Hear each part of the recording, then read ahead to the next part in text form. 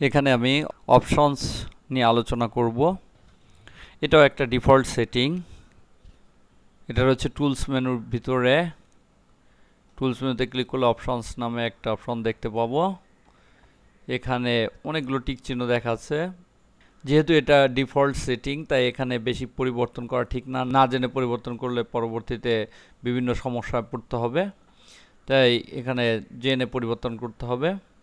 আমি 2-3টা চেকবক্স মাত্র এখানে দেখাবো।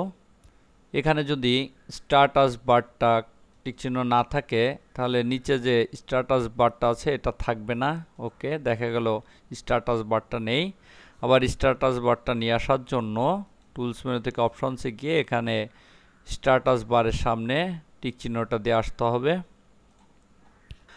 আবার টেক্সট বাউন্ডারিজ দেওয়ার জন্য, অর্থাৎ চারিপাশে ডট ডট আকার একটা দাগ, যে এর বাইরে লেখা যাবে না, এটাকে বলে টেক্সট বাউন্ডারিজ। বিভিন্ন কম্পিউটার এটা দেখা যায়।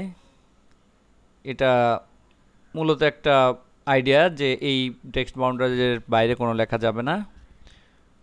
টুলস মেনু থেকে অপশন চেক গিয়ে টেক্সট বাউন্ডারিজ যে টিক চিহ্নটা দিতে হবে, দিয়ে ওকে।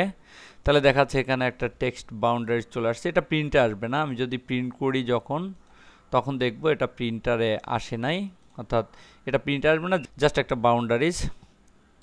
আবার তুলে দেওয়ার জন্য টুলস মেনু থেকে অপশনসে গিয়ে টেক্সট বাউন্ডারিজের টিক চিহ্নটা তুলে দিতে হবে। ওকে। আবার কোনো ড্রয়িংকে না আনার জন্য, আবার আনার জন্য এখানে একটা অপশন রয়েছে। আমি একটা ড্রয়িং করি প্রথমে। অটো শেপ, বেসিক শেপসে যে এই ড্রয়িংটা করব। আমি অনেস্টির চারিপাশে এটাকে দিব, তো মাপ দিলাম। এবার এটাকে সরিয়ে নিয়ে অনেস্টিটাকে আমি সাদা কালার করে দেই, এবং এটার ভিতরে আমি কালো করে দেই। এটাকে ড্র্যাগ করে এখানে নিয়ে আসি।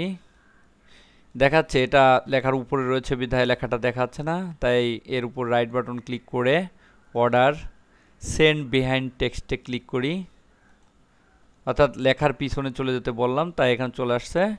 এবার লেফট অ্যারো চেপে চেপে এটাকে সাইজ দেখাচ্ছে। একবার অ্যারো চাপলে বেশ কিছু দূর যাচ্ছে। যদি আমি চাই যে হালকা একটু একটু করে শুরুক, তাহলে কিবোর্ড থেকে কন্ট্রোল চেপে যেদিকে অ্যারো চাপবো সেদিকে আস্তে আস্তে যাবে। দেখতে পাচ্ছি এটা হচ্ছে একটা ড্রয়িং অবজেক্ট। টুলস থেকে অপশনসে গিয়ে ড্রয়িংসে ক্লিক করতে হবে। ওকে। এবার দেখতে পাচ্ছি এখানে ড্রয়িং অবজেক্টটা দেখা যাচ্ছে না। এবার ড্রয়িং অবজেক্টটাকে হাইড করে রাখা যায় এই অপশনের মাধ্যমে। এটা হচ্ছে মূলত অপশনসের কাজ। অপশনস ডিফল্ট সেটিং পরিবর্তন করে, তাই এখানে জেনে যে কোনো চেক বক্সে ক্লিক করা ভালো।